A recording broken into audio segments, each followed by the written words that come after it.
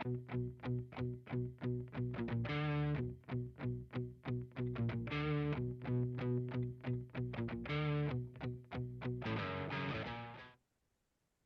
up, man? Hey, how are you doing? Good. You doing all right? I'm doing good. I just got done with a massage, so I'm doing great. Man, I'm jealous. I could use one myself. I was just lamenting to. I talked to Natsky a couple of days ago about the testing and the camp and stuff, and I was so sore at the time. I was just like, dude, I'm so trash from just training. Because I've been going up and working with Dring like almost once a week, except he's been out a little bit more the last couple weeks. Just getting ready for that June testing. hmm Yeah, it's gonna be exciting. I know, man. I know. So yeah, well, let's just go ahead and get on with it. I mean, we're going to talk about Superfoot stuff a little bit, and also Chris Burns, Yeah, your martial arts overall, martial arts theme of shows I do, specifically, you know, MMA sort of approach is just like we'll be talking about a little bit of everything. So glad to perfect. glad to sit down with you again, man. Absolutely. I'm excited. Well, okay, so I can't remember if I messaged you this, but oh, it's been probably 2 or 3 months ago now. Right out the gate, Joaquin Buckley was on Joe Rogan's podcast, Okay. and he had and I saw you showing this on your YouTube. Actually, I watched some of your videos. The double Okay. touch side kick, right? Like you do the lead leg side kick, and then you do the Oh, spin. yeah. Yeah. Right. So he got that famous knockout, and like right out the gate, they're like, "Well, Superfoot Bill Wallace, he was one of my inspirations," Yeah. and then they start pulling up Superfoot videos, right? Oh, But wow. it was really cool because it was cool to sit like Joe Rogan had not been charting anything about like he knew who Bill was, but then he's like, "Oh, he's still doing it," and they went down a little rabbit hole, and it was really cool to see. But um, I would say like you're one of the integral parts of the organization. I don't, which I know very little about, but when I'm talking to some of the other guys, they get to say things like, "Well, that's Jim. He set that up. He's in charge." Sounds very Yeah. important. But how did you get Let's back up like a long time. I've been doing podcasts with Superfoot and Joe Lewis black belts on this Okay. show. How did you get started training with Bill? Training with Bill. Let's see. That was 21 years ago. The only reason I remember exactly because that's the same age as my youngest daughter. I've got two daughters. And I wish I had Bill's memory. If I know you know Bill. He pulls dates out like, yeah, that was in November of 1974 when I fought this person and how it, what the points were. And I wish I had that memory. But 21 years ago, I met him at the Martial Arts Super Show, I believe it was in Vegas. And yeah, they just it might have been the first one, the Martial Arts Super Show. If it wasn't the first one, it was just started. And I never had the chance prior to that. I started martial arts much farther back than that, but yeah, I met him at a seminar and have the same story like most people do. You go out there and talk to him, and he's just so down to earth. He's like one of the guys, like one of your buddies. He's just, yeah, just talking, come out to eat with me. And I'm like, what? So, we go down the hall to get some food. And then I just started asking about how can I bring him up for a seminar. And that was in July. He was at my studio in November of that same year. And he had told me at that time he had just started a Superfoot System organization as far as like getting schools. Very low key back then. It was just basically him and his at that time wife, which is his ex-wife now. But they kind of set that up, and I don't think we had more than probably 15, 20 schools max or so. But yeah, I joined up right away, and it had just started. I don't think it had been going the organization for more than a year. So I jumped on it right away, and it was again, same story a lot of people had. My childhood hero. I mean, 1980, his retirement. I remember watching that on TV, and I am. Let's see, I graduated high school in '85, so I was like 13. My dad watching it on TV, And I'm having all the black belt magazines, Karate Illustrated magazines with, back then the VHS was just starting to come out, but before that it was the pictures in the magazine where, step one, he's here, step two, his knees up, step three is how they step those pictures. That's how I would learn stuff. And his books, of course, too. And I just thought he was the bomb, he, like a lot of people. Yeah, funny But yeah. story about his books, right? Like I saw him giving an interview, like random interview, just was on YouTube, right? And he goes, guy asked him, he's like, "Are there any books on martial arts that you enjoy?" He's like, "I've written 3 books on martial arts." It's like, check these, but Bill Wallace books out, buddy. It was this Yeah, kind of like yeah, a real funny moment, but yeah. um, you know, I really, I started my first seminar with him was in 2013. Mhm. And I've just kind of always known about him through Mr. Dring, but like when I'll pull up some old videos of him to show it to students or highlights of his fights, um, and I'll be like, "Oh, this is Chuck Norris coming in the ring right here. You ready for this?" Like what? Yeah. I love those old videos. Yeah, where Bill's fighting, he goes, "Yeah, check out the cornerman." You know, it's Chuck Norris and Joe Lewis and Mike Stone. And you're like, wow. I mean, some people just don't know who some of those names are. I heard it was Chuck Norris. You start mentioning who they were, it was a huge thing, you know. But Yeah, yeah. yeah. He definitely is a legend. When we had him in last, a super one of our best seminars ever. Everybody loved it. But there were a few people that dropped by that we knew through the gym, but that didn't train. Like they weren't martial artists. Like that just knew who Bill Wallace was because they had seen him on what is it, Wide World of Sports or something like that. A show that he was on in the '80s all the time, or I think it was like ESPN's Wild World of Sports or something. It's a show I never watched, but everybody that I talked to that I would say is over 55 or so remarks on that. So we had a Yeah. few people in that demographic that were just like, "Oh, we'll just drop by and take a picture, just not participate, but just watch and take a picture with the legend." Yeah. And he gets that a lot. I mean, I've had that at my place in Flagstaff, Arizona. Most interesting one, and now I'm embarrassed because I forgot the name.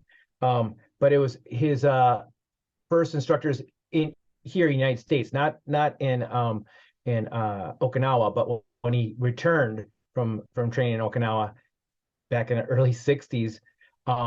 Geez, I want to say there were two brothers, I believe, but anyway, one of those instructors or brothers lives somewhere in Arizona.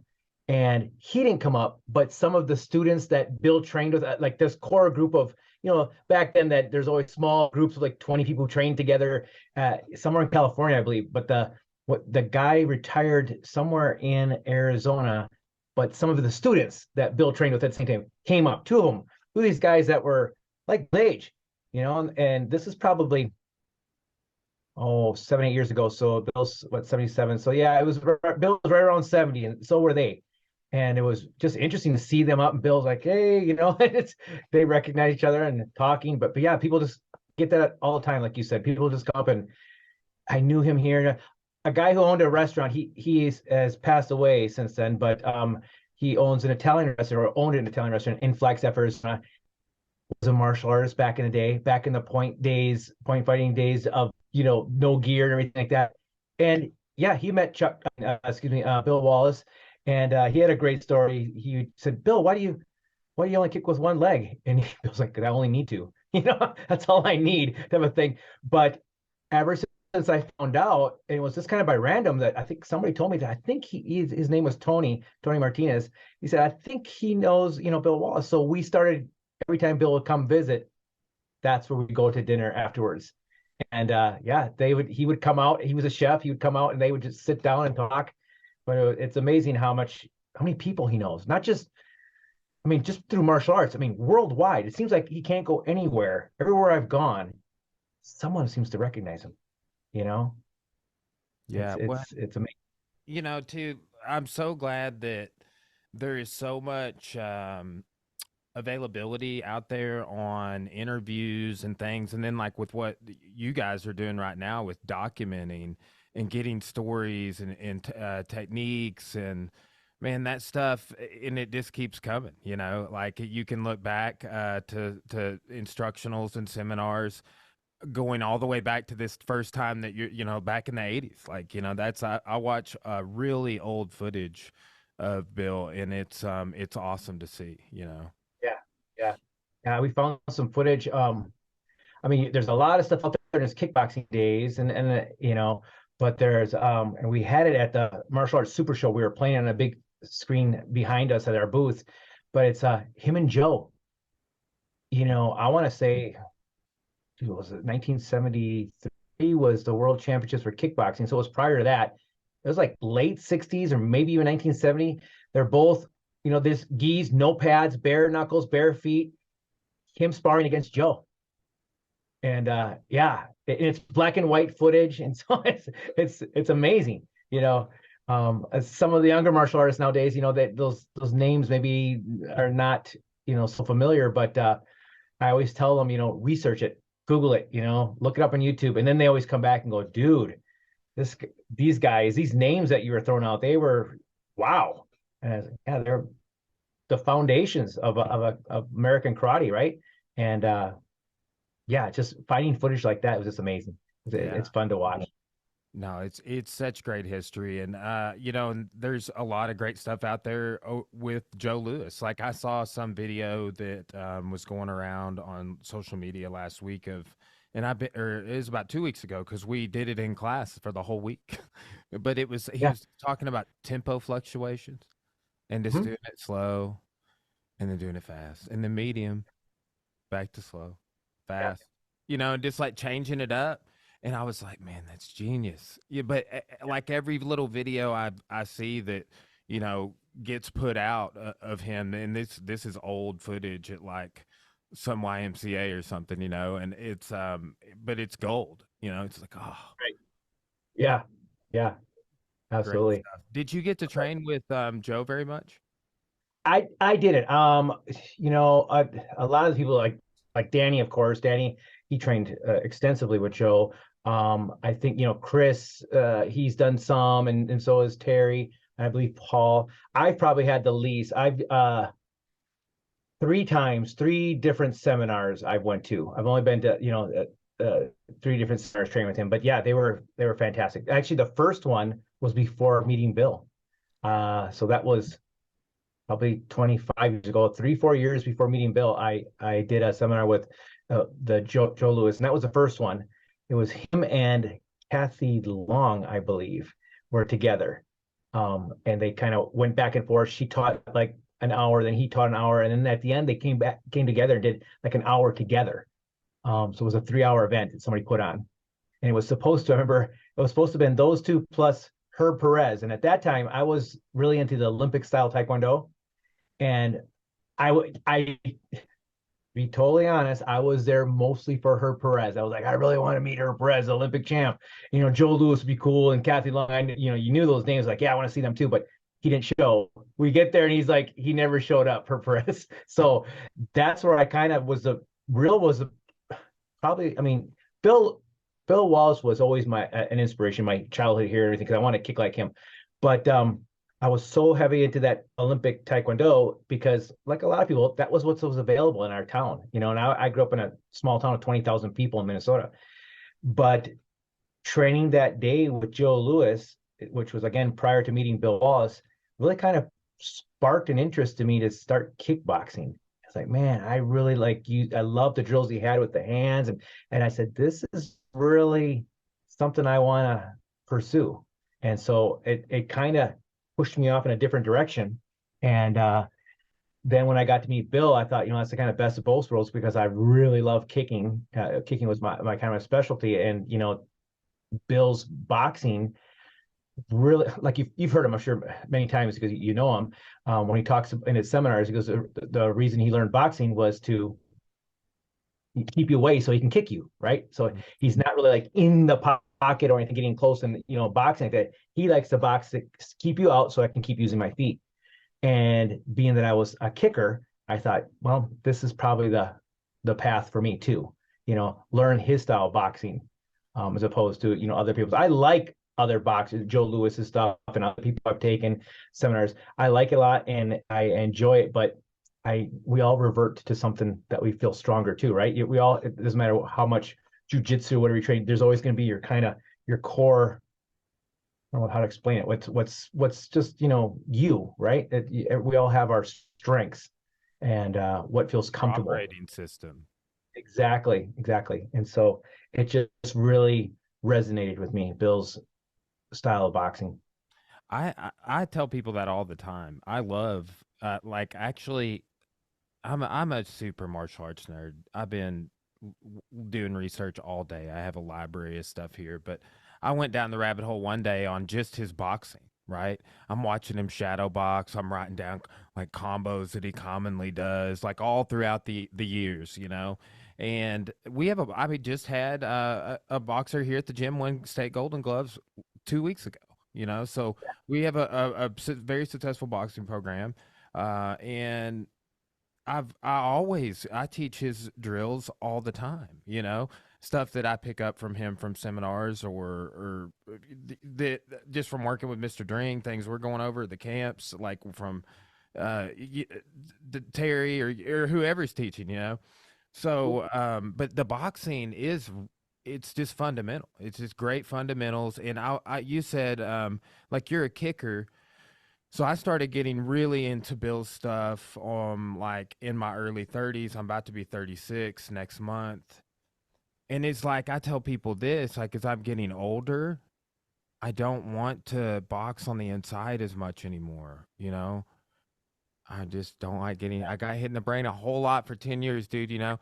I just don't need that as much anymore. So like for me, I do use it in the same way you said, in the absence of it's not like I'm slow, but in the like just I lost a little bit of speed when I was like, you know, 32 years Yeah, old or 28 years old or whatever. And I've noticed that a little bit. And I just, it's like not detrimental. It doesn't, I just adapt, you know? yeah, yeah, absolutely. Absolutely. Yeah. Yeah. And I'm 56. So yeah, I hear you. It's just there's things, um, keep training. I love training still because, I'm 56 and I'm kind of boring on the outside of this because people always like, what other sports do you enjoy? Do you golf or do you do this or rock climbing or what? I was like, dude, I just started jujitsu a while ago. So I was like, I, I other stuff really doesn't interest me that much. I the other day you saw me playing guitar, so I do that. It's more of a hobby. That's more of my relaxation thing. Even though it's like 80s heavy metal, which is really aggressive, but it's still You were relaxing. feeling it the other day on that video sidebar. Like you were feeling it. I was like, yes. Yeah, but I just yeah, I get it. I get it. Yeah, it's uh like the jujitsu group I play, they'll ask that too. Hey, you ever think about competing? I'm like, I don't know, man. My competition days were done. I might do it. I don't like to say no to anything, but yeah. Same thing with kickboxing or martial art tournaments. They're like, you should go. They have the over 40 group or whatever. I'm like, dude, yeah, I did so much of that, but Yeah, I just got burned out right when I got around 30, early 30. I just got burned out on competing. I just did it in jiu-jitsu and I had fights in kickboxing and MMA, and that is just oh God, just got to be around that age and I got burned out on it and um got started just kind of coaching more than anything. And it's yeah, fun 'cause I was getting my black belt done through the IBJJF, and I was like looking at the last time I competed and I was like, wow, that was a little while, 2017, you know. But yeah, I just got burned out on it more than anything. I got to the point where I was like, I just don't really know why I'm still doing this. I'm not enjoying it. It's like almost like a external pressure in some way, you yeah, know. It wasn't I wasn't doing it because I enjoyed it anymore, you know. right. Yeah, I know. I get it. I started competing at 13, and I quit at 30.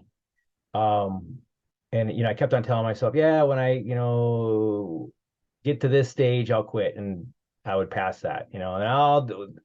when I get here at this level, or state championships or X amount of trophies or something, I'm like, okay, and I just keep going. And I finally just said, at 30, it was time to be more of a coach. And things turned around at that time too. 'Cause I spent so much time training that I didn't have as much time to work on my business. The business was okay, but dude, once I switched gears and said I want to be more of a coach, business went like this. It went just tripled, or more. It just went through the roof when I started focusing on, a different part of my life instead of being a competitor, training people. And the truth is, about 10% of the people really only want to compete. Most people are there for other reasons, just Dude. getting in shape, or I want to learn how to defend myself, or I'm just try something different, just in a program. And I get it. And so you start doing it that way. I did do one tournament 3 years later at 33. Um, just we had moved to Arizona here from Minnesota when I was 30. And 3 years later, I decided, I'm gonna do one more tournament. And I went down to Phoenix and didn't know a soul there. And it was a good stroke for the ego because I won. They didn't have anybody over the over 30 division, so they asked, "Sir, would you mind just going with the 20-year-olds?" Okay, so I went, and it was a black belt division, of course, and I won. Yeah, I won the division, and so it was a good stroke for the ego. But it was so funny. I'm sitting on the bleachers with the guys. I had 3 matches, and the guys I was sparred against, they were sitting there. We were all talking afterwards. They're talking about, hey, we're gonna go out get some beers and just hang out and do this stuff. And dude, all I want to do is go home and lay on the couch. I didn't feel like it. They're 21, 22. I'm like, yeah, no, I'm good. I may have won the battle, but you guys won the war. They could just keep going. It's like it was just like, a walk in the park for them. I was like, I feel good. Let's keep going. I was spent for the rest of the weekend. Yeah, that's definitely another thing is just man, I used to just be, and I still am, within reason, but like a road warrior. I would go drive anywhere to train, like drove to Vegas 3 times, LA once, Orlando 3 times. And man, anymore I'm like, maybe I'll fly to St. Louis. It's direct flight from Little Rock, it's an hour. But Yeah. yeah, that's another thing too is like our business is really improved. Mhm. So there is the availability to do things like bring a Bill Wallace in once a year, or a Chris Burns, like we just had Chris come in, and get to work with those people is a literal like, hey, I can't. I'm still like, I went to a Superfoot seminar at Chilcuts just like 4 or 5 months ago or something. Core and I just drove up, and it was we made a day trip out of it. It was crazy. It's 3 hours for us one way. So it was like then a 3 hour seminar, then some food, then 3 hours back. And it was just like, oh, but Yeah. I'm much less willing to do a bunch of trips like that, 'cause it's stuff in the state. And then, I've actually liked, like more going to the, like annual camps and stuff, right? Like for like the June camp coming up, or like when Cora was at that same camp getting her white belt test done last year. Right. Right. Yeah. Yeah. Do you have kids? We're working on it. We're All right. working on it. Yeah. That'll change things too. That'll be another boom. He'll go in another direction, but which is good. It's a good thing. I still my wife and I, we have 2 grown daughters, but yeah, I unfortunately, when they were really young, elementary school, I was still kind of in that, 23 hours a day I could do martial arts. And so I wish I would have spent a little more time hanging out with them. So I always tell people, yeah, just, balance, balance. But I mean, I have a great relationship with my daughters, and love them dearly. But yeah, it's just, It's a and perfect time for us. And we've been trying for almost like 4 years. Do you know anything about IVF? no, It's like so it's crazy. So technically, this is the crazy part. Technically, I have 8 kids. right? So, and then this is like I was thinking about this when I was looking for snacks in the pantry before I drove here. So basically, Cora had to get some procedures done, and they did some things, and then they're like, "Hey, we're just gonna go ahead and take your eggs out Mhm. and fertilize them." Is exactly what they're doing, and then put them, and then actually they're frozen right now, right? Like Walt Disney frozen, and Right. but the next step is they're just about like any time now about to put them back in, and then whoop, maybe twins or something crazy like that. Yes, science, man, Yeah. crazy science. But here's the thing. So her last procedure was probably the problem the whole time. She had some other stuff done, and then they're like, "Oh, this is what's wrong." After like 7 years of her saying like that's probably what's wrong, they Yeah. finally were like, "You were right all along, crazy." Um, so, but then like eight of these eggs fertilized, which is a highly it's a high number. So I technically have eight, Yeah. There you go. right? And then too, it's like I have a background in I have a master's in history, taught college history for 4 years, and a background in philosophy. So I'm just like was having a moral dilemma in my pantry. I'm like, how do you choose which of the eight? And, is there in the multiverse? Is there a different life for each of the eight? Like I'm just like that was my thought. Like, well, an hour ago. Uh, Crazy. yeah. How do you choose? Eeny, meeny. Yeah, but in philosophy that would be like a moral dilemma. Like Right. Yeah. like Absolutely. wow, like and I was like, how do you choose? There is no way, and just choose one. And like I had a friend that I is a really good friend of mine, but he's 52 and he has teenagers that are twins, and that was like the only two that they could possibly do, right? Like we had eight to choose from. They had two and went with two, and two worked out. So it's like it works a really high percentage of the time, this procedure. So yeah, so we're like literally like that's like any time they're gonna do that. And it's a perfect time for our business because man, we just added a full-time employee. We're kind of like you, just happening into training with Chris Burns. Like we had this 10th Planet guy move here, and he just does no gi. Kyle Bain, ADCC competitor, and so he's like, it's like, okay, well, bro, like you want to teach that whole program, you can. Like he's teaching a couple classes though, and man, we just have developed instructors. We've got another instructor that's kind of going over to full time as well here in April. So it's a great time for us to be able to do that. Like in the for me to have more time. Like I'm not teaching at the college anymore, and it's perfect timing really. And like we had planned on it to be perfect timing like 4 years ago, and then we are like, okay, yeah, well, we just waited and here our goal, and it. And then it was on, figuring out what was going on for the time after that. Yeah. Yeah. Absolutely. And then 2020 happened, right? And that kind of derailed everybody for a while. Dude, I mean, I was thinking today, like, in some ways, and not to get on an economical diatribe, right? But like, I mean, I wasn't like affected by. I mean, I was working at the college at the time, and it was just like a back and forth. Like, we're online this week. We're not coming to the campus for 2 months. We're back at the campus, but no students. Like, just back and forth. And I was just doing the gym the whole time, and we'd close the gym for a few weeks, like just to kind of like right at the beginning.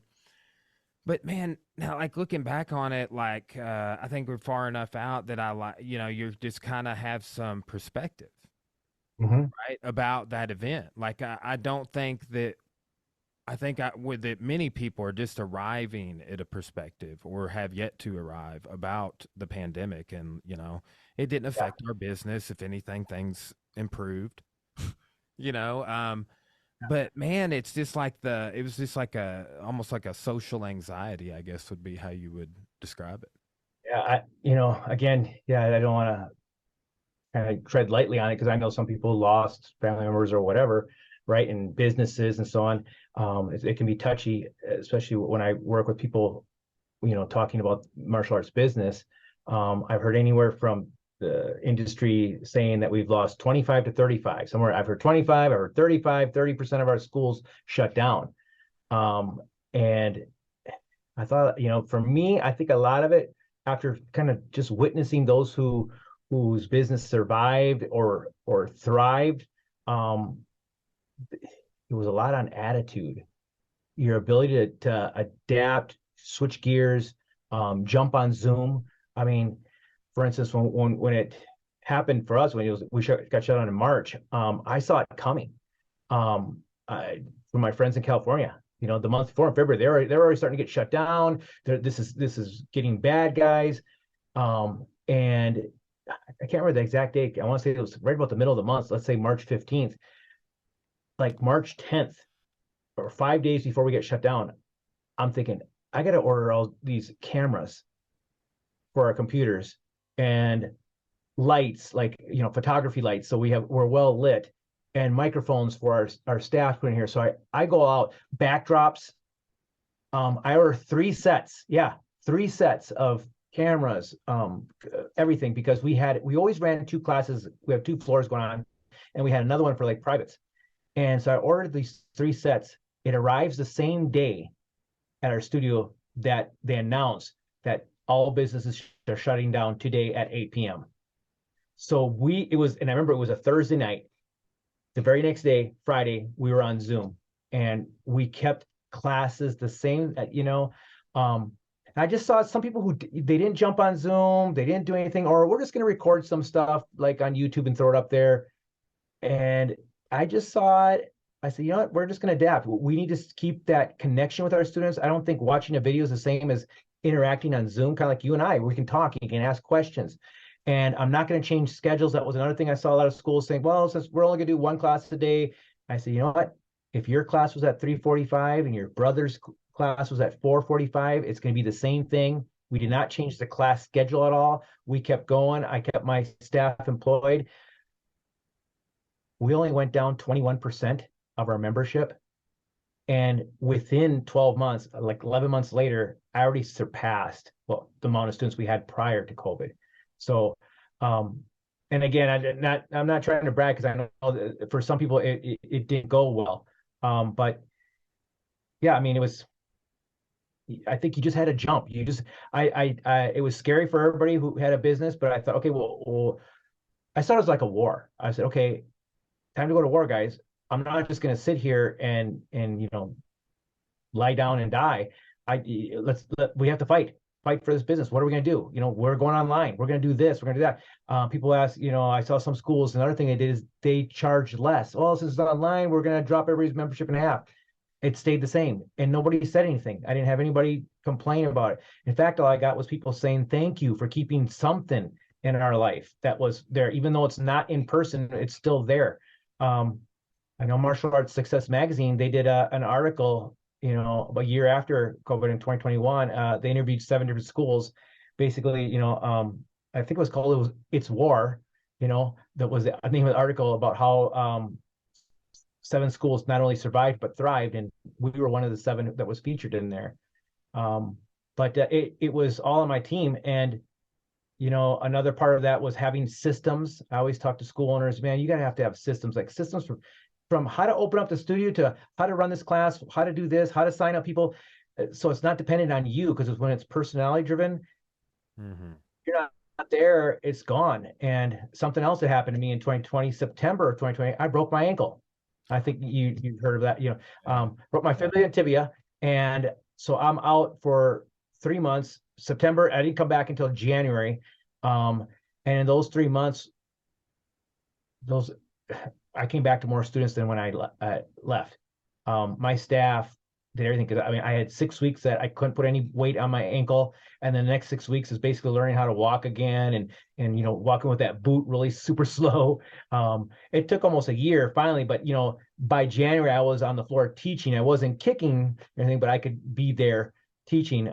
But it just really opened my eyes up. I always knew about systems, but having that happen to me really made me notice, okay, I hope nothing happens to me again, but if something does or I can't be there, it's going to keep running. Mm-hmm. You No, know, and that's huge. And I mean, we were, we talked about business a fair amount when I talked with you on the podcast that I did with you for the Superfoot System. right. But it is like when I started teaching at the college, it was like a 25-hour a week thing. It was not a and then I did some stuff outside of that, but it wasn't like a major time suck. But it was like take 25 hours out of your week, and put it towards this other thing. And it was good at the time, and then it got weird with the pandemic, and then it just got to where it wasn't worth it. But the systems we had in place are what allowed me to be able to, hey, I'll just be over here for 25 hours. I'll use their copier and stuff for sure and print some things to the gym, whatever, But like I was definitely sending emails and doing social media during that time because it's just like I was in an office or giving a lecture.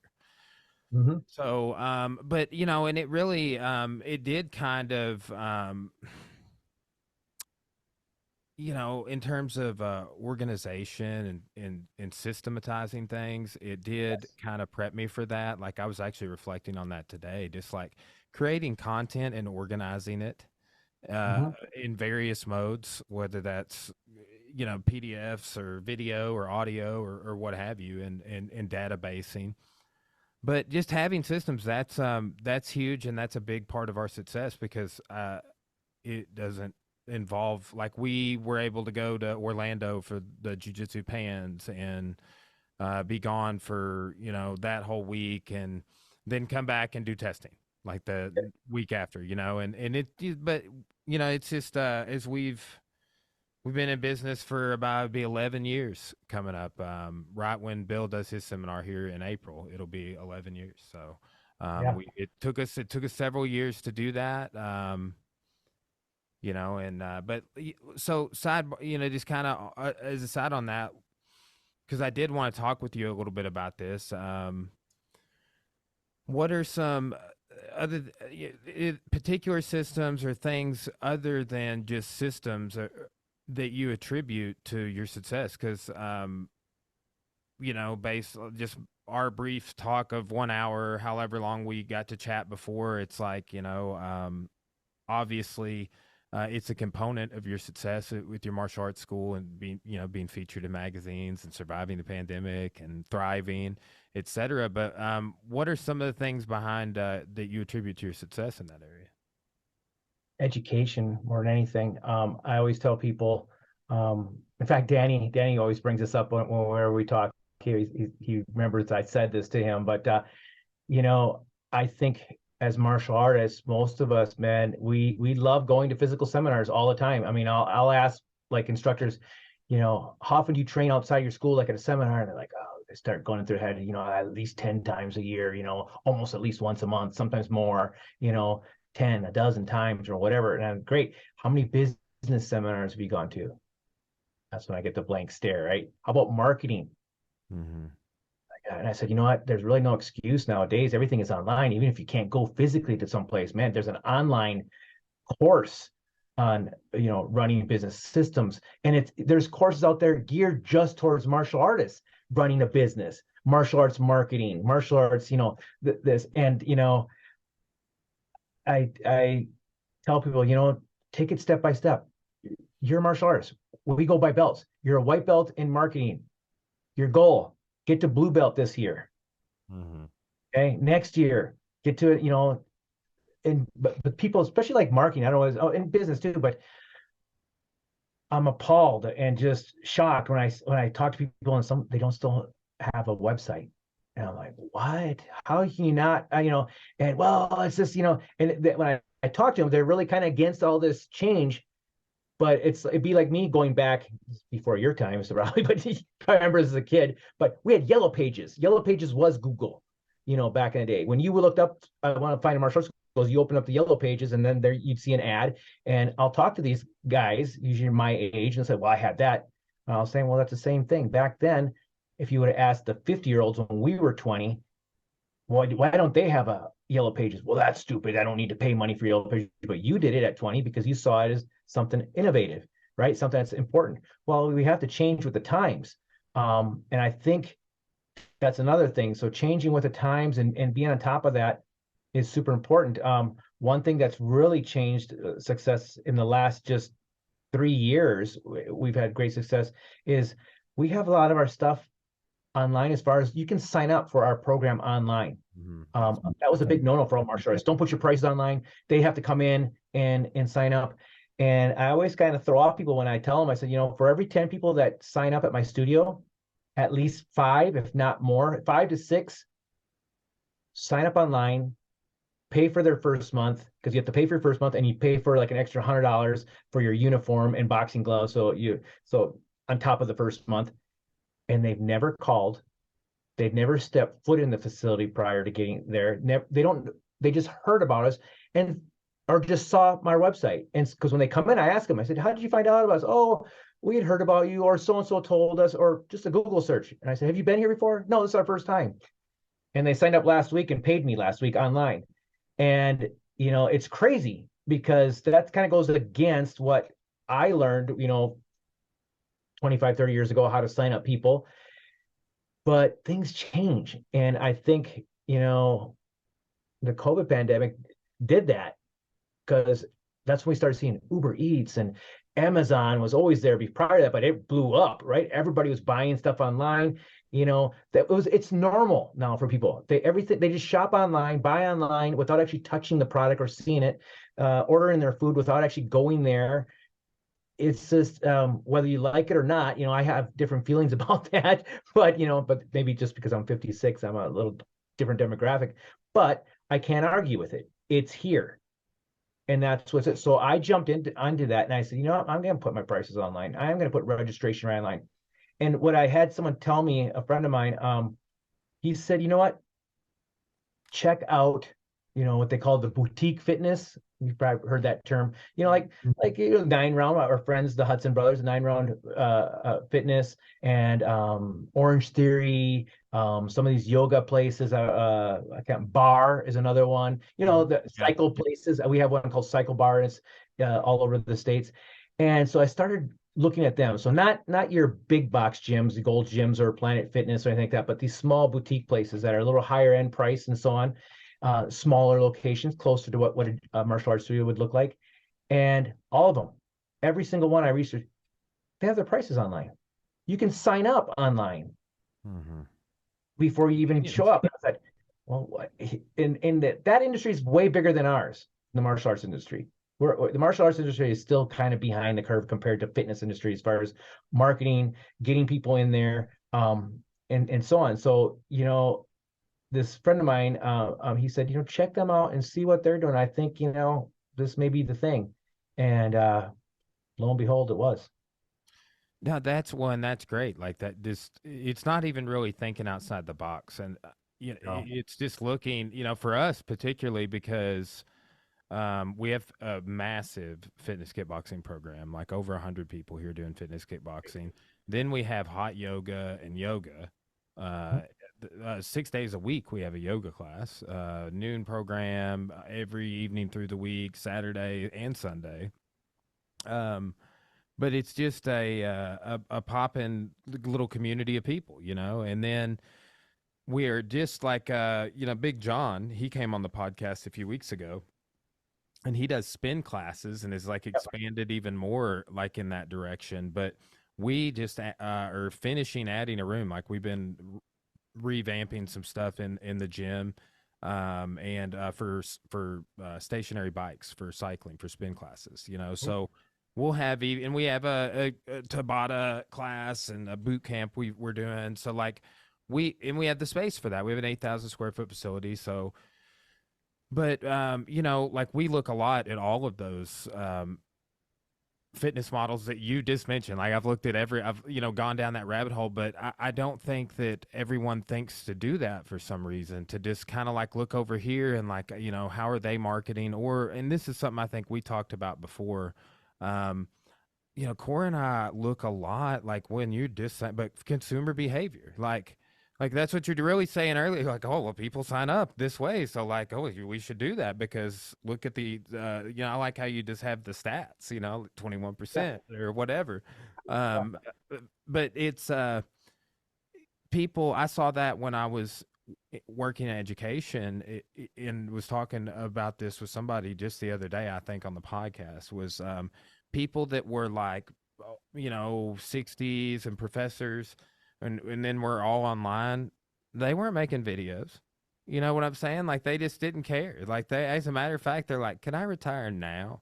Like Yeah. that was, they weren't going to change anything. And I think so many people are resistant to change, and sometimes that's technology, or I will say the things that I've been frustrated with in the past, and like changing platforms of social media that have been around for a long time, just like the internet stories and reels and shorts. And it's, another platform over here now is, when there wasn't an Instagram or when it became viable. And it's, it's just a lot to do. And it's like, oh man, I just don't want to keep up with anything else. And then you see, it's like, well, that's where the people are at.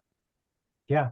Yeah. And it's just like you said, that like those 60-year-old professors and so on, we get complacent, right? We just get comfortable. And it's the same people, those 50-year-olds and 60-year-olds, you would ask them, why'd you jump on the website back then? Well, because it was, websites were the thing, and then they just get comfortable at that stage. There's the old timers, they're just yellow page. I don't need a website. And then there's this group here, and then there's the next group. Maybe it's just still on Facebook and nothing else, right? And things change. If you're going to keep adapting, you're going to keep growing, because I think you limit yourself, because if I stop at Facebook and I'm not going to do anything else, I don't want to do Instagram. And even though Instagram's starting to get old too, right? And there's other stuff, that other newer platforms. But let's say I just stay here at Facebook, you're just limiting yourself. It's just like saying, back in the old days, think of it like, I'm just going to hand out flyers. I'm not going to put a yellow page ad. I'm not going to go do a demo at the park. I'm just going to hand out flyers. I just don't want to do one thing. And it's kind of shooting yourself in the foot. If you want to keep growing. And then there's the other thing, the demographics. You stop getting these younger kids in there, the teens and then the kids and stuff who are in a different, mindset than us. Mm-hmm. You're going to stop. And that's when you see some of the schools that you see where everybody in the school is like 40-year-olds and up.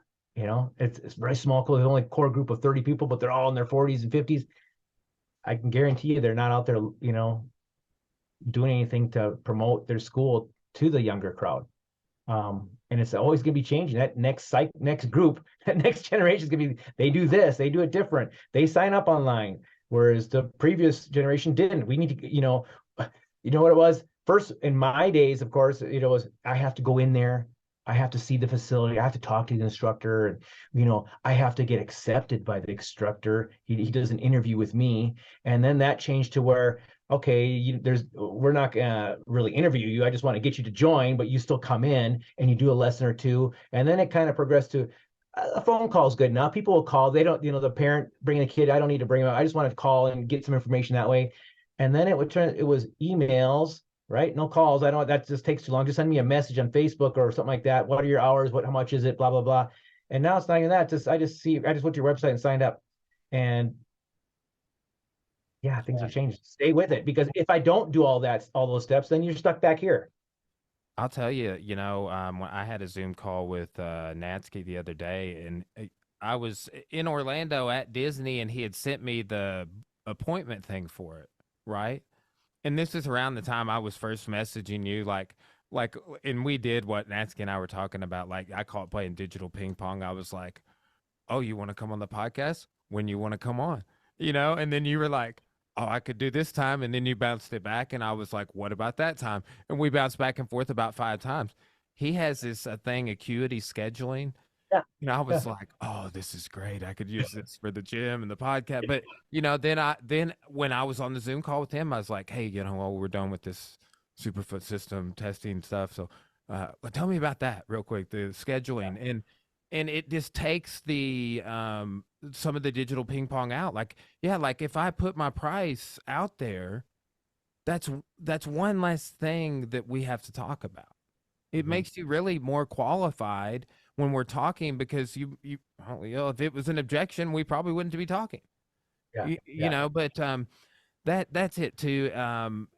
Just being convenient for people. I think that here's something else I'll ask you about real quick. Like I, apps, that's another thing that's big. Like I watched jujitsu every day on the BJJ Fanatics app. I was just giving Chris Burns and Jack Toffer both shit. I'm like, hey bro, Hickson has he has the self defense unit app, but he has the academy, the login. I can watch it on my phone, Mhm. and it's like, but you guys don't.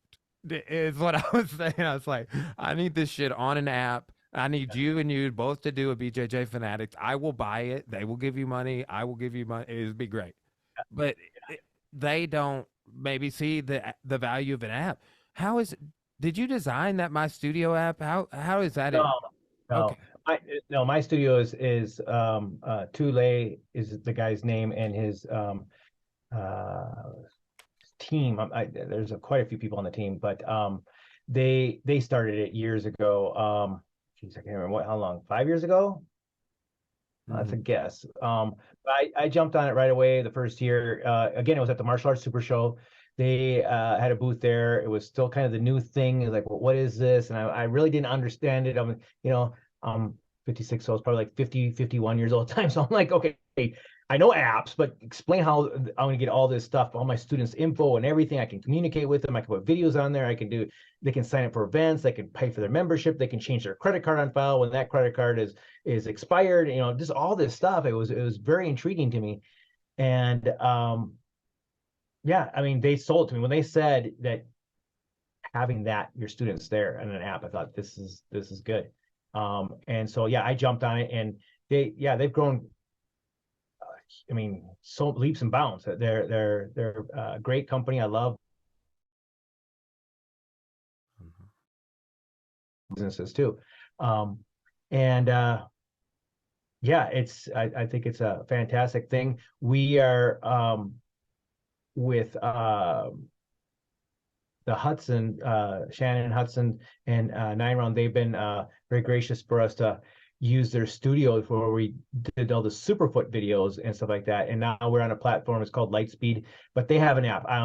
That's coming out. I hope to have that to everybody here, all our Superfoot members, within the next couple weeks. By the end of April for sure, because it's online now. I mean, on a website, but they have an app, and we're trying to get all our stuff, all the stuff we uploaded on there too. So now you'll have an app there that you can use for the Superfoot system as well. But yeah, the My Studio that I have for my school, and then we also have it for the Superfoot system members. That's kind of where you pay your membership and stuff like that. And we had videos on there too, but we've since put everything. Have you seen the new platform? I just know I've seen you guys working on the videos, and I've seen the new YouTube channel and the videos that like were you putting up on there, and I get excited about it. I'll send you a link because you got to look at the stuff online on the website. It's fantastic. It's they've done a fantastic job with it. And so all we do is go there to record, and they have their people edit it and upload it, and we just kind of put it where we want it, and it's great. It's fantastic actually. It's just it's a beautiful looking website. But Well, yeah, man, and this stuff is so important, and it's definitely like a component of doing business for yeah, sure. yeah. I've heard Danny Dring say at least 3 times. Jim Ginter, he says for every technical seminar he does, he also does a business seminar. That was Like I've that heard multiple times, I've heard him say that, but yeah, like yeah. it resonated with him, and okay, so for people that maybe are not as motivated as you know we are or whatever or whoever, what are some things you do? Like I will say it's strange how much on the pandemic and beyond, it's almost it's good in some ways because I'm noticing more stuff come in my region or within my region because I'm in Arkansas, so like Nashville and Mhm. like Austin and Dallas.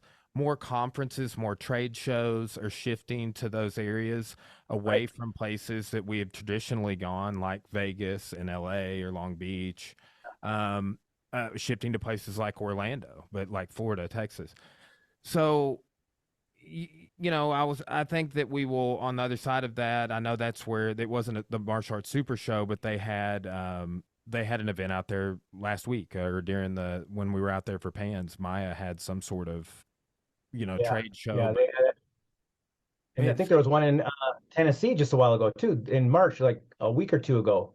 I think you're There right. was, Yeah. yeah, yeah, yeah, Well, and then too, I saw it was Jordan Peterson and somebody else that I was considering going to see in Nashville, but the scheduling didn't work out. But you can travel to conferences, which is a little weird right now. Is the point that I'm making, or it has been a little weird, and I think things are shifting around, and it will regularize, and we'll just go to these new places like Orlando's great, like the Superfoot camp. I like doing that there, but man, then the Jiu-Jitsu Pan American Games are there, and yeah, I've been to the IKF was there, been to IKF 3, so it's like that's a good place to go for things. We're used to it. But what are some things you do outside of going to conferences to sort of meet that continuing education, lifelong learning sort of model that you're talking about? yeah. I always tell people right now, like what you said, Danny does. I tell people the first thing you got to do is, I mean, for every physical one, do a business one, or a marketing one, or even just a life skills one, right? Just something to better yourself. Um, and like we just got on talking about, well, how the world has shifted. There's so much stuff online. I tell people, there's really no excuse anymore, guys, not to be able to do this. There is stuff for free online, for free. Go on YouTube and just martial arts business tips and stuff, and you'll find tons of videos. Now, a lot of them are real short and they're just little, like one little tip and stuff, but that's one tip you didn't have before. Mhm. So make it a part of your daily plan. I tell people, because they think, oh, it's a great idea, and they don't do anything. But yeah, I guarantee those same people, they'll train in martial arts every day, 6 days a week or whatever.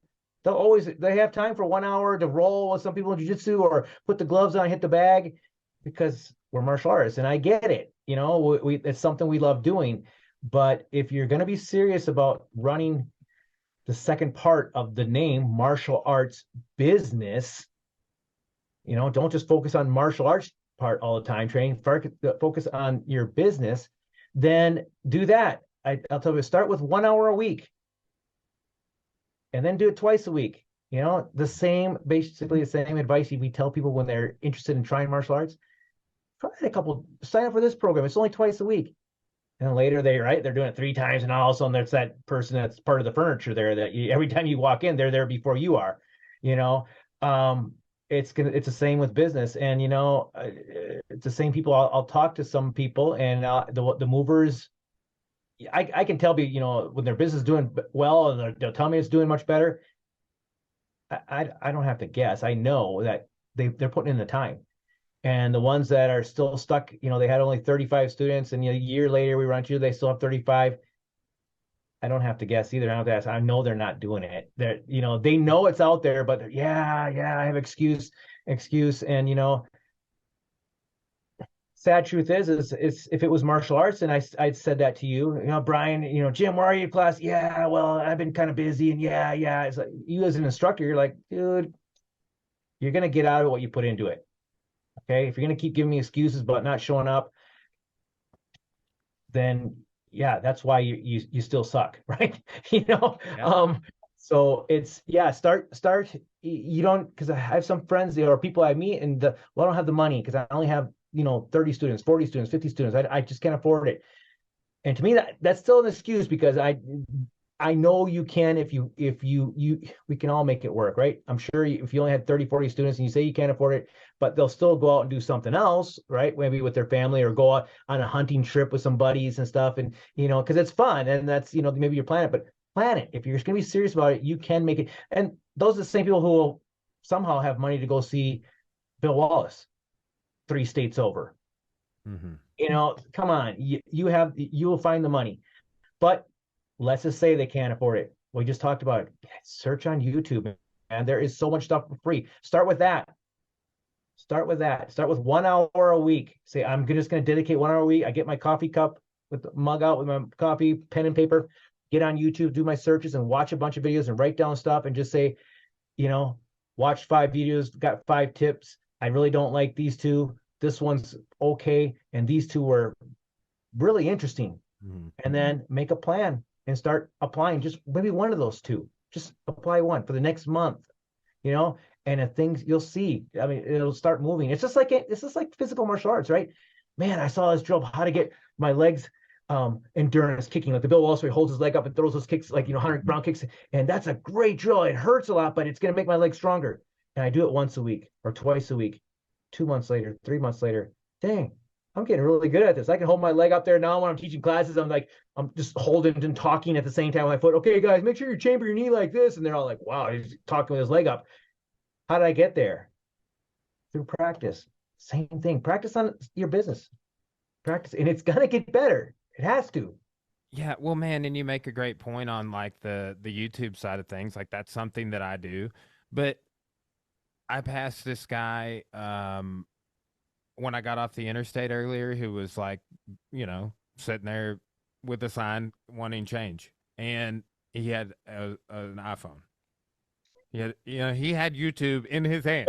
Like he was probably watching a video. Yeah. But that's like some ways I've just been in a rabbit hole.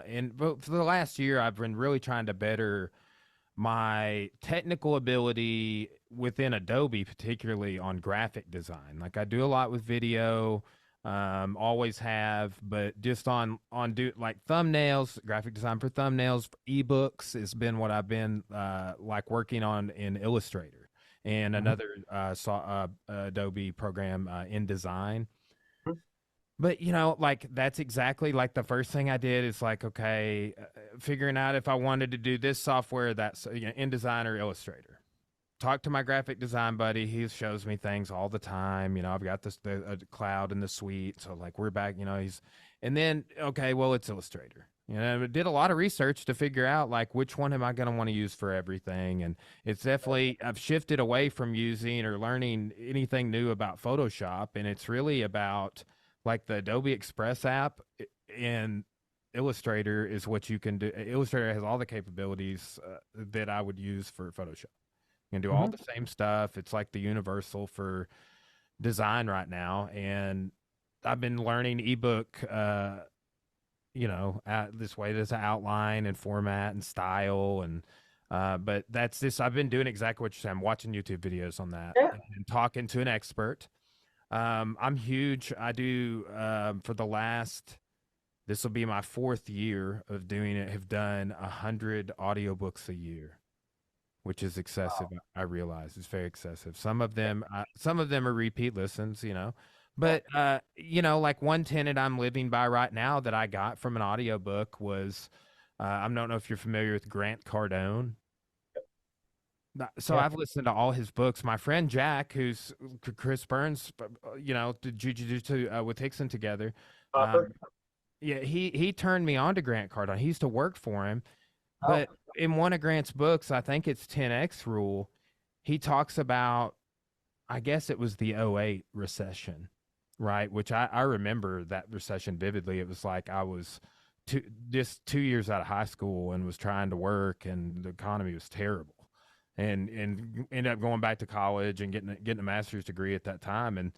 But it's like now we're in this economic recession. Well, he had, perspective and was writing about the '08 recession. And he's like, I'm telling you, in times of recession, you got to expand, not retract.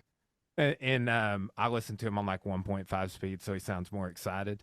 But, and he is an inspiration. I've taken a lot of tenets, but that's something I'm living by right now. Like we're doing the spin classes. Like, yeah, this is the time when people in every form of business are like, oh yeah, there's inflation and the election will be coming up soon, and this sort of speculation period of that we're in, and our gas price is going to go back up, and well, yeah, whatever. but it's just like expanding in these uncertain in times of uncertainty is it's a strategy that I mean he just points out all the ways that it's worked for him because there's more market share there Yeah. because everybody's retracting. Yeah, it's a time to attack. It's a time to attack, just like what happened during the pandemic. Right now, if I gas prices are going up, price of eggs, milk, everything's going up. Okay, and if I start getting this negative attitude or mindset, thinking people are not going to join now, get ready, guys. People are going to start quitting, canceling their memberships. Okay, that may be true. It may not, but let's say it's leaning towards yes, this could happen. So the answer is to not do any advertising, not try harder to get more students. So I have, let's say you have 200 students and man, I could be losing 10%, maybe 20%. So that's 40. We could drop down to 160. Well, let's not advertise. So we'll just stay at 160. You're not going to recuperate. It doesn't make sense to me. It's like, okay, for me, every time I lose one, I got to get that student back, if not another one. It's always, if you find your sweet spot, I need 150, I need 250, I need 500 students, whatever it is, then do whatever you do to maintain that. And that's where your cruise control is, and you feel good with this amount of students, or you need to grow. Everybody has their number, but yeah, fight for that. Fight for that. It's business, man. And if during lean times, then you need to get out there and attack. During good times when everybody seems to have extra money to just throw away, well, then all your competitors, everybody's going to be advertising like crazy. So now we're all trying to fight for that. They say 1% of the population is really only doing martial arts. So yeah. Yeah, if the rates could just go down, that would be the good thing. That's Mhm. just the only thing I'm championing for because like I will say, like the rate spiked up and we were like midway through our little expansion here, and I was like, oh, it's right on the other side of this. I'm gonna do a refi for 15 years. It's gonna be great. Yes, and because like man, we lucked out and just got like the best refi ever on my house, like 3 weeks after the pandemic started or something, and we're buying our gym and are very equitable in it. But I was sitting looking at all that, and then I'm like, oh man, gotta just get pay that extra interest in the meantime. It'll work out. The pendulum swings, and that's another thing. Like I think that it's a great point. You could be proactive, or you could freak out Yeah, about it. reactive. And I think like what I was kind of getting to earlier with the like perspective looking back on the pandemic is like I didn't really freak out about that at the time, but then you look back at it now and you're just like hearing you talk about that stuff earlier, I'm like thinking about doing Zoom kickboxing classes and I'm like, oh man, I can't believe we had to do that. Like that was wild. Like I just didn't think about it in the same way while it was going on or even a little after.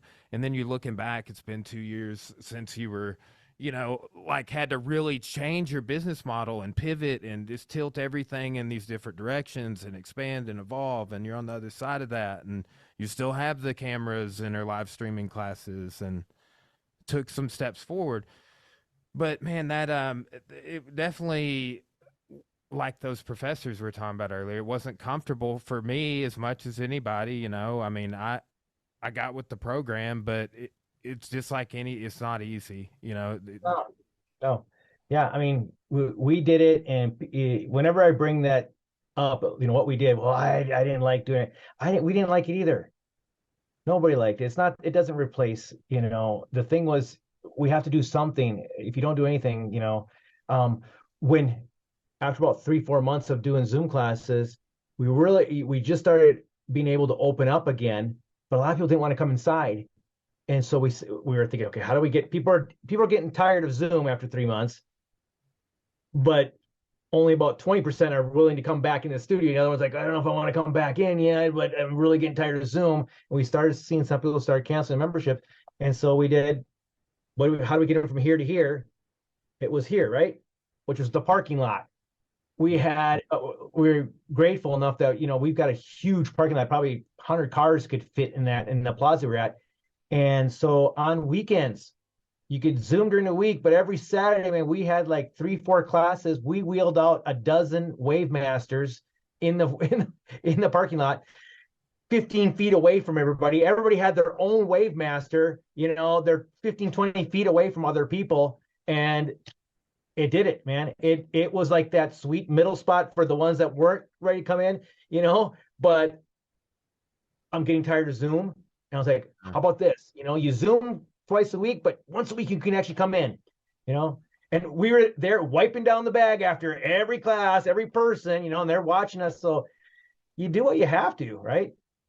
Well, yeah, and I mean, I'm sitting here thinking about this, like, oh, I bet that was great publicity for the people driving It by. was. We There made the was, newspaper. yeah, We right. made Like, well, and that's just a side, just a happenstance. Like we had a boxer win Golden Gloves and a jiu-jitsu student win pans a week apart. Both in local newspapers ran stories about it, and just well, some PR over here we didn't plan for. Like I don't gotta go on and tell the story again. And they did it for me. It's just just a consequence of just doing what we do. But that is man, just adapting, adaptation. That's big. Changing with the times in any way you can. What are some things you think that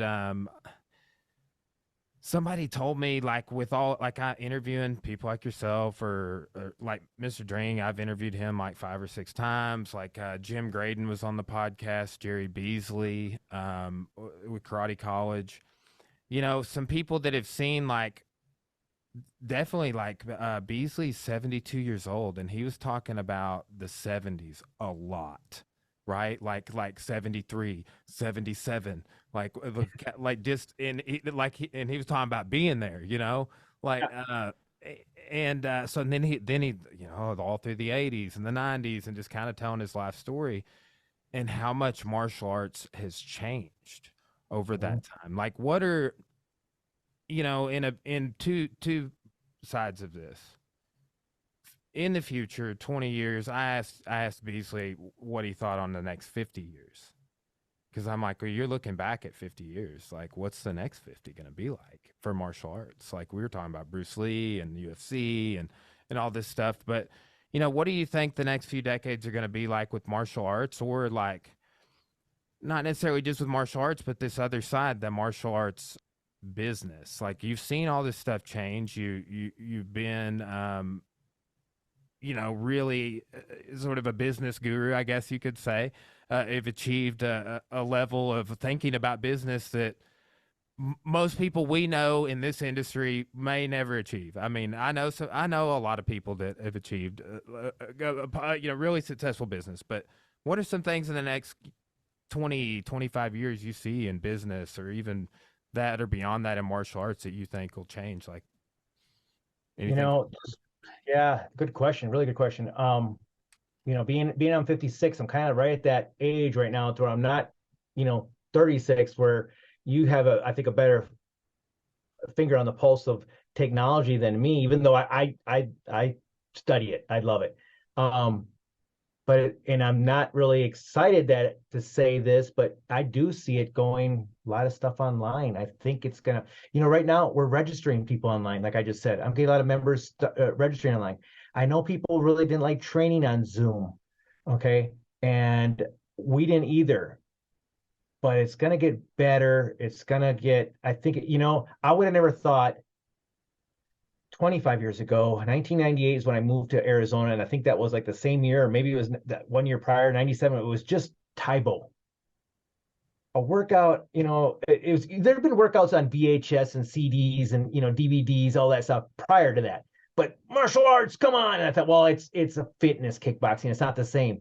Well, then they started doing martial arts stuff. People having their DVDs and learn at home. I mean, that's been on for 20 years. Online courses.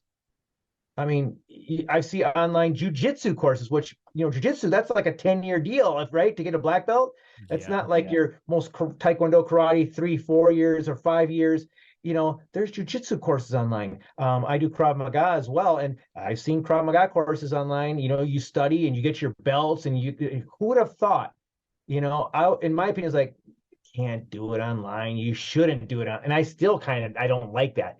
Now I see it as supplemental. I think there's great online courses out there. I belong to the Hickson Academy. I think I love his stuff on there. He's got great videos. Would I say that's just going to be my only source? I'm just going to watch it. Me and a buddy of mine are going to be in our in the garage practicing. I don't think that's the best way to learn it. Just being my background in martial arts, I think you should always have a person there. You should always find a guy that trains with him, like, every Right, couple of weeks and train with that right, guy right, right. like you're Yeah, doing right now. right. And but we as martial artists, I think that way. Is like it's not the same. But well, here's another example: the Gracie University.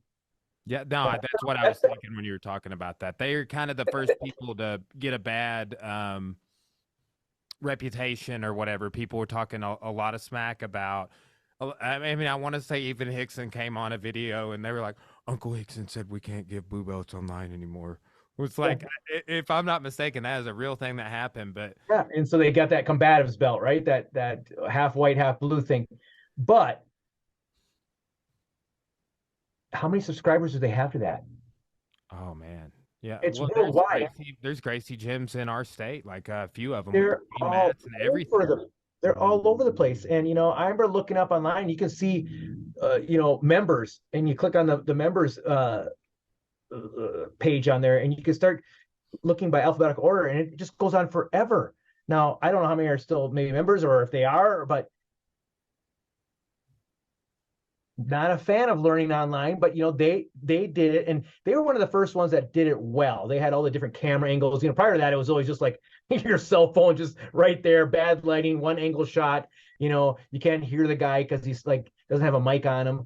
But people are getting real professional with it, and I'm still not really excited about online training as far as like for rank or whatever. For supplemental training, sure. I think it's the same as like what I grew up with was books. I use books to supplement my martial arts training. I get Bill Wallace books or whoever and just study them. Then it was VHS, then it was CD. So if I think back, well, why did I buy books? Why did I buy VHS when that came out? Why did I buy, DVDs? Was for supplemental, and I get that, but there is still a lot of people. It's a thing, right? Online courses, online training. That's why at the beginning when you asked me that question, I don't think I'm really excited about that, but getting bigger and bigger and bigger. I don't know. I like what we just talked about, having Zoom classes and in studio classes, then we had outdoor classes to kind of help those people. How do we bridge maybe that gap? Is there, and I Like think a people are already doing hybrid it now. I model. mean, do they have some kind of model where they do an online course like the Gracies do? You can only get up to that half blue, half white belt. But then after that, I think you have to, I don't think you can learn online. Maybe I'm mistaken, but I think after that, you have to actually go to a facility. But maybe that's what gets people more comfortable. Maybe people are afraid to step into a dojo, you know? Um, People are afraid to come in and talk. They'll sign up online. I know there are some weird hurdles you have to, get people to jump over Yeah, sometimes, yeah. misconceptions or just perceptions that they have.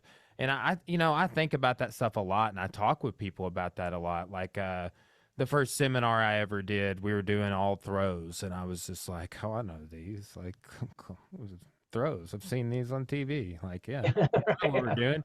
But I had no idea what we were doing, But I had an idea of it, Yeah. and I think that people have different ideas about martial arts, and the are obstacles that prevent them from walking in the door for sure. And I think that the real trick, for lack of a better term, on marketing is getting them over those obstacles, through those obstacles, over those hurdles of like, okay, well, it's actually like, look, we're just normal people in here having fun. Like, look at this picture. What about this video? Right. Yeah. And no, I think that's kind of always sort of a spin on anything we're doing, is just trying to, hey, this is a community just like any other community, like real welcoming, not the stereotypical thing you're thinking. Here, trying to overcome that any way we can. Yeah. So, but Yeah, yeah, it's interesting to think what it's gonna be like in 20 years. I mean, I like going to the studio. It's like you said, it's a community. I like seeing other people, your students, right? Or if you're a student going there, being part of that community is huge. And I think all businesses should treat their businesses that way. Think of it as a community, not your members as a number, right? So you're a community of people, and they should feel the love there and the excitement. And I don't think you can replace that with any kind of online training. But again, am I the yellow page guy or am I the website guy? Like we talked about, there is going to be people out there who, I know a guy who kept his Zoom classes, and he's teaching Zoom privates, and he's booked all the time. He's got people all over the United States that he does private lessons with. And now it's a striking system, but still, it's just not the same as hit my focus mitts instead of just punching in the air. But the technology is going to get better and better, I guess, right? Because you think about it, what we have prior to Zoom, we didn't have. Remember the old? You might have even seen this. There was like DVDs. Actually, I think Bill Wallace had one on VHS. Fight Bill Wallace, where he's just basically shadow fighting the camera, and you're supposed to watch, pop in the VHS and move around with him. Okay, you're not really. It's not interactive. You're watching a recording. And then Zoom came out. We're actually recording. We did that. We would spar with the kids in the classes. Like, hey guys, that's the last 5 minutes of sparring, and everybody's sparring me, right? And I'm just going, slow it down. But I'll go, wow, and I'll see kids. They'll move their head to the side. So that's interactive. Now, the people with the slow bandwidth, of course, it was they were super late or whatever. But technology is going to get better. What's that going to look like? I think people are trying mirror. What was that? What that apparatus, right? Mirror. People bought that. What was the other one? Didn't Nordic Track come out with something? Oh, I don't know. There's Peloton. Peloton. They did a thing kind of like a mirror type of thing, And I've heard good things and bad things. I was like, it kind of sucks. Some people are like, oh, it's good, but it's going that way. Look at AI. That's a big controversy. Some people like, that's it. Is it scary? It can be. I don't know which direction it's going to go. It could, anything used the wrong way is going to be scary, but it's also, to me, it's interesting too. The things that it can do. I don't know. I mean, some things that I don't like, I think it takes a lot of creativity out of people, just using that, but it's going to be hard to stop some of that stuff. So, yeah, are we going to get left behind? I don't know. It's going to be interesting what the next generation of martial artists. I mean, 20 years from now, when you're in my position, you're 56. I'll be 76, so I'll be like in Bill's shoe, going, I'm done with that.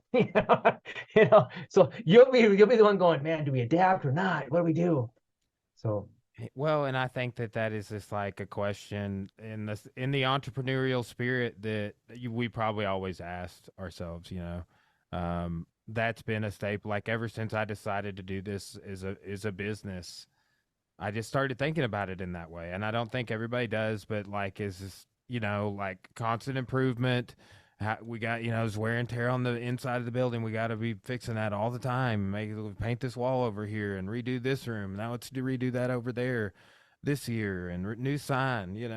Just things that I think that they make a difference. And they're small little things, but overall, like what you're saying, when you're doing a technical seminar and a business seminar, and then you're putting those things to use. You're applying them. You are always fixing your building. You are always recruiting new instructors and finding ways to reach new members. So, absolutely, yeah, absolutely, constantly doing that. Yeah, just brought up something in my mind when you said that. Here's a tip I always give people. It's a easy one that I'm going to do. When you have new gears, let's say punching bags. When it's new, it's exciting at the studio, right? All new bags, man. We got a dozen bags or 20 bags and they look great. Sell them every once in a while. Maybe it's once a year, once every 2 years before they're totally worn out. Let's say it's those Wave Masters. About a year into it, if you're using them like a lot of kickboxing classes, before they're hanging like this, right? So they're still got some life in them. They look pretty good. Sell them at whatever half price or whatever, which is usually the wholesale price you get them. So if they sell for like $400, you probably get them for like $200. Tell the students, they say, hey, these are $400 bags. I'm selling all 12 bags for $200 a piece. you take that money, buy new ones. So you always have new looking gear. We do that all the time. All my focus mitts, my kicking targets, paddles, they're sold to our students. They're not going to buy them anyway. It's like, well, I have people say, well, I'd rather sell them at $400 or buy brand new focus mitts. How many are you selling right now to students? They're not. They're using yours. They're coming to the gym to use yours. That's why they pay you a membership. But they'll buy a used one at 50%, They will. 60% off, 65% off, and then just take that money and buy new gear, and your studio looks brand new all the time. All you got to do is add some paint every once in a while, and your place looks great. I mean, you just said it right. You're always keeping your place looking good. I mean, that's a pet peeve of mine when I walk in there and I see bags with duct tape around them and focus mitts that are they got rips all over them. Like, dude, come on. I mean, yeah, you're a hardcore martial artist and you don't care. I don't care either. I'll go in there and train. I get it. But that mom of that 7-year-old who trains at Orange Theory or something else, who's used to seeing class, right? A classy place. They're expecting that too for their little Johnny that they're bringing.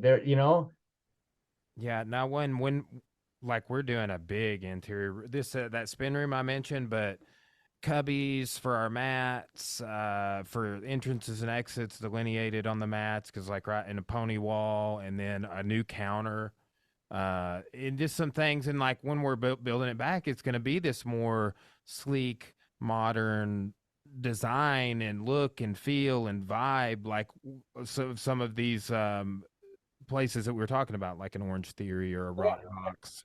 Like that's that thing with this spin room. It's gonna have like LED lights on the floor and instructor bikes on a platform, and but and with the AI stuff, it's like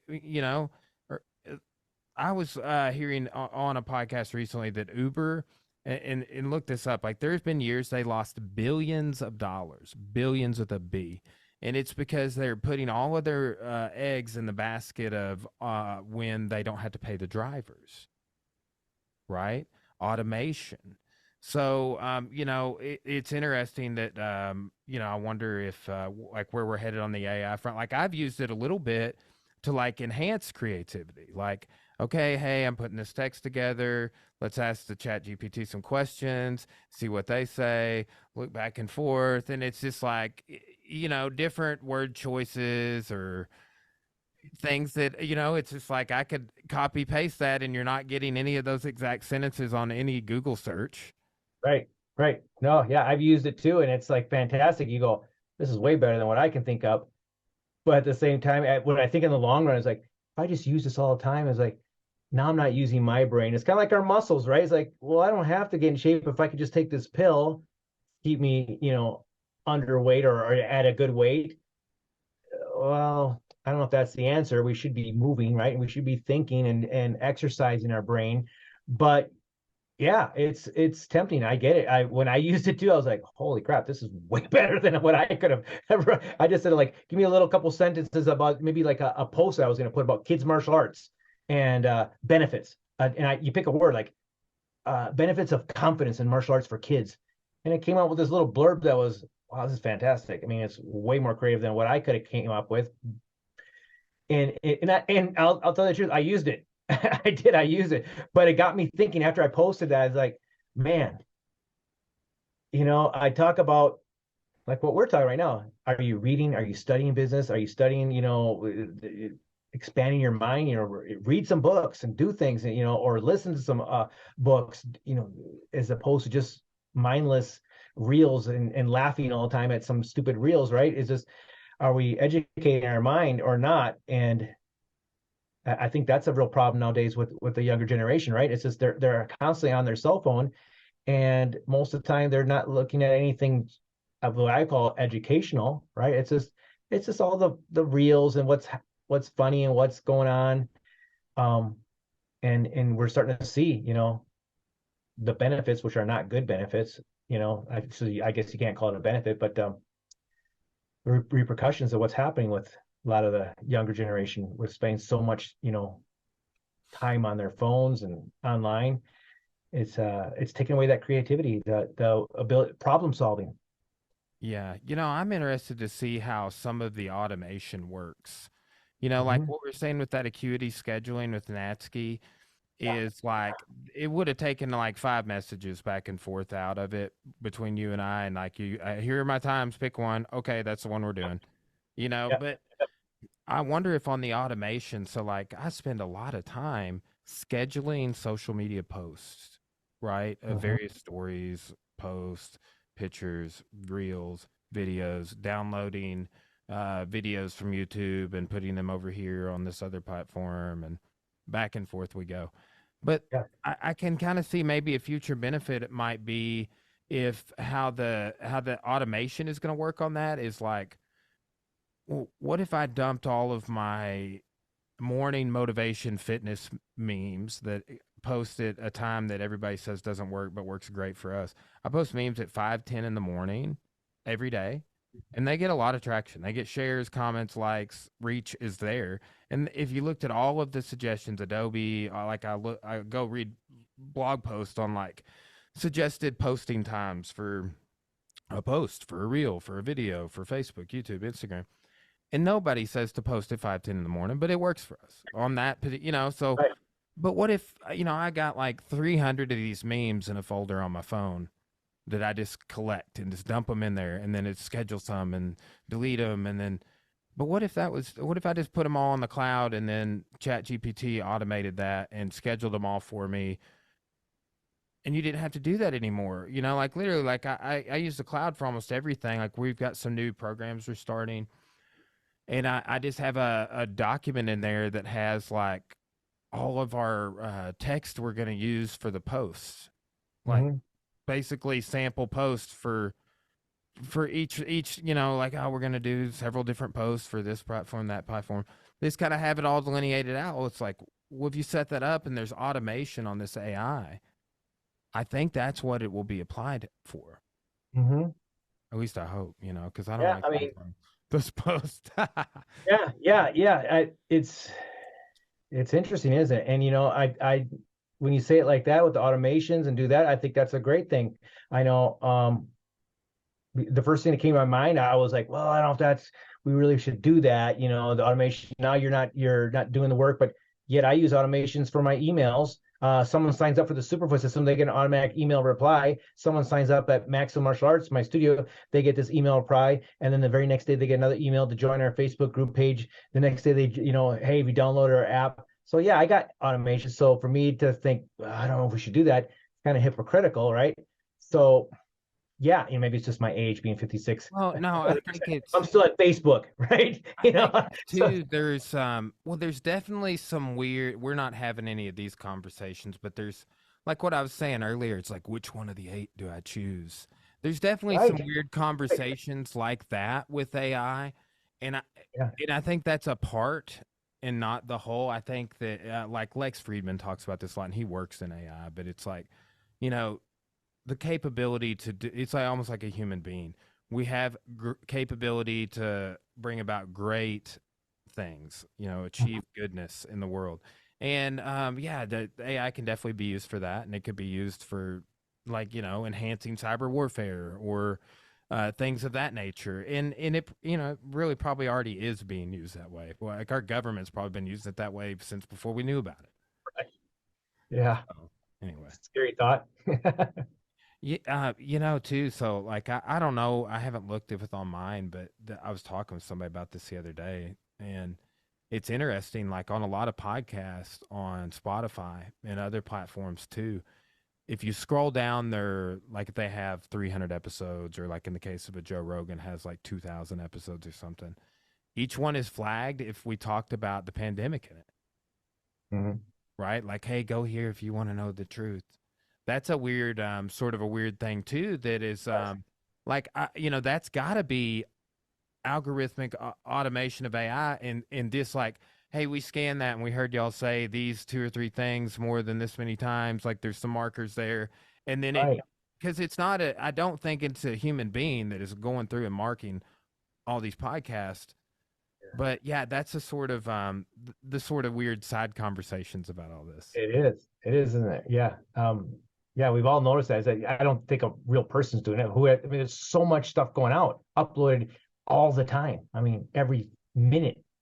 of the day. It's just how can you stay on top of that? So yeah, AI has to be doing a lot of that. Well, and I think too, I think doing live is kind of where I've seen, like, if I do a live, well, no, because sometimes it flags the music on the lives now. There was Oh, a period of time where on the lives, if I did something live, it would it wouldn't, like, the algorithm didn't catch that it was going on. Now, like, I posted like live music, and it's got flagged, or like our yoga class, so she's streaming music in the background. Sometimes it'll flag, but that's yeah, and that's a live stream.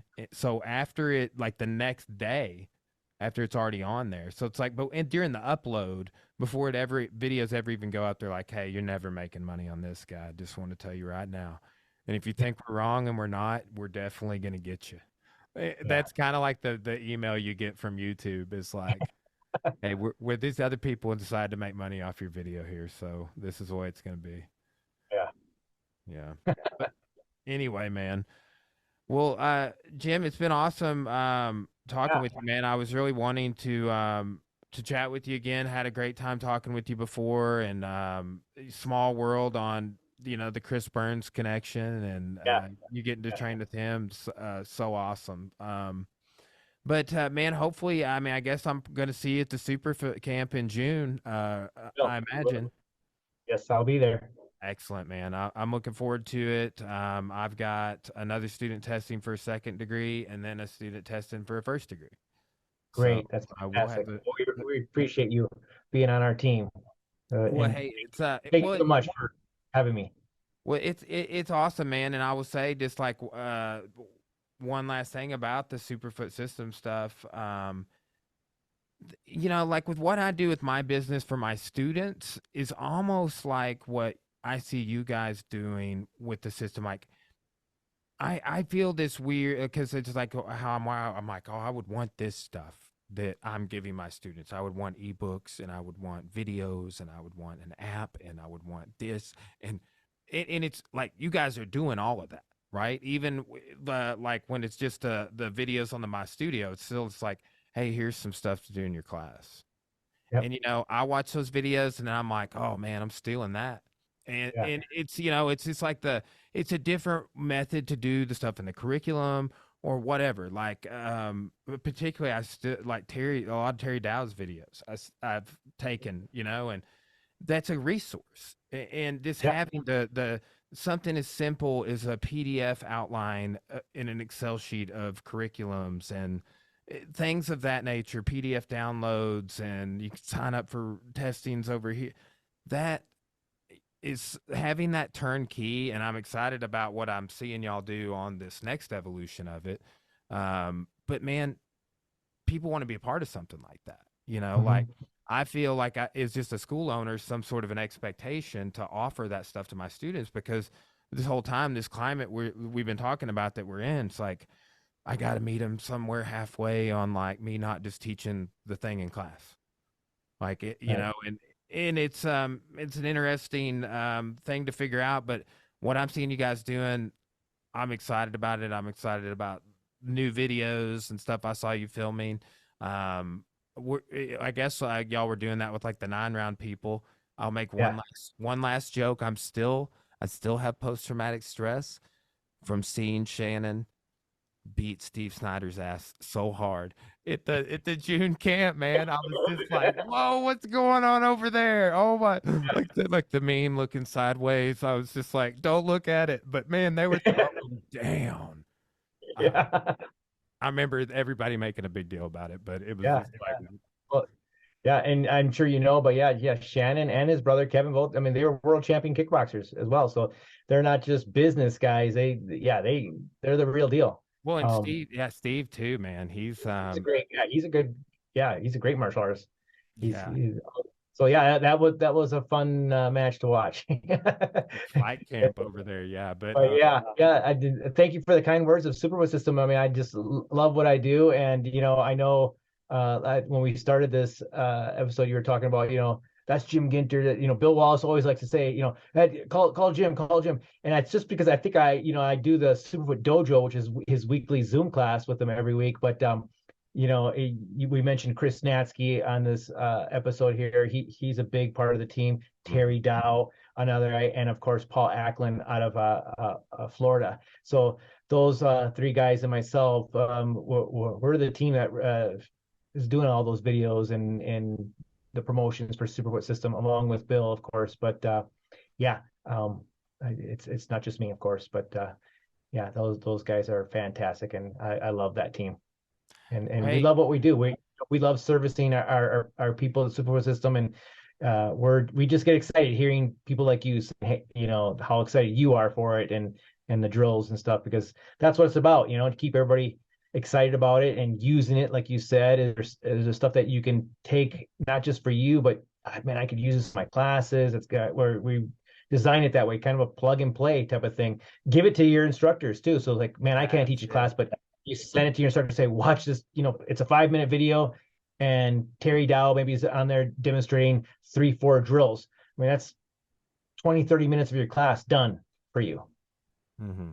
No, it's a great resource, and I think in the world where like that's not the norm. Like looked at a lot of organizations. You have to get like a Gracie Baja has that, or Mhm. like a Gracie Academy, but it's like that's we're talking it's resources, and that makes all the difference because a lot of times you're a part of association and you pay and you're a member and you get some rank or whatever, but there's no resource to give to your instructors. There's no resource for you to consume. And it just makes things a little harder. You got to travel every time or whatever, but it does make a difference, man. I appreciate them. And again, it kind of exceeds the norm of expectation. So, awesome. Great. Yeah. Well, thanks All right, again for having me. I had a great time. yeah, likewise. I really appreciate you taking the time. It's been great talking with you, and we'll catch up soon. Perfect. All right, man. Have a good one. You too.